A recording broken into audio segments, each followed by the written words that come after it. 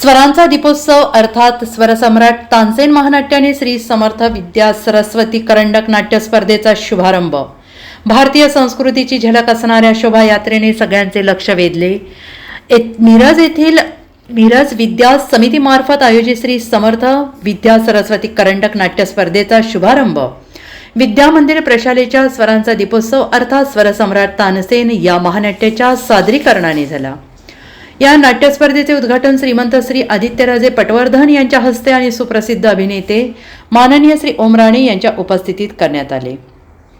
मिरज विद्या समितीचे अध्यक्ष शैलेश दत्ता देशपांडे, मिरज विद्या समितीचे संचालक कल्लाप्पण्णा लठ्ठे, सहकार्यवाह नंदकुमार सुतार, बबनराव कुलकर्णी, हनुमंत बुवा, ग्रामोपाध्याय, प्राथमिक विभाग पर्यवेक्षिका माननीय समेधाताई देशपांडे उपस्थित होते. विद्या मंदिर प्रशालेचे माजी विद्यार्थी सुप्रसिद्ध हृदयरोग तज्ज्ञ डॉक्टर मुजावर यांनी शाळेच्या ग्रंथालय इमारतीचे नूतनीकरणासाठी केलेल्या मदतीने त्यांचा जाहीर सत्कार करण्यात आला.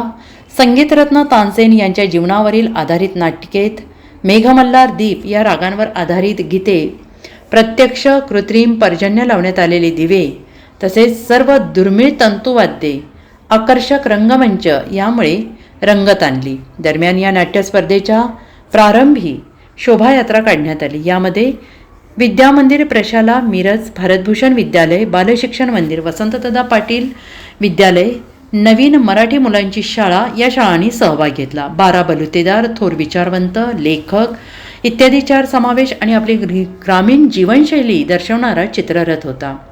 ज्ञानम प्रकाशम मौक्तिकम या स्मरणिकेचे प्रकाशन यावेळी मान्यवरांच्या हस्ते करण्यात आले. प्रशालेचे मुख्याध्यापक राजीव कुलकर्णी, उपमुख्याध्यापक सर्जेराव महाजन, पर्यवेक्षक अमृतकुमार शितोळे, पर्यवेक्षिका सौ संगीता कानडे या सर्व विद्यार्थिनी, शिक्षक, पालक मोठ्या संख्येने उपस्थित होते. Bureau report SBN Marathi, Miraj.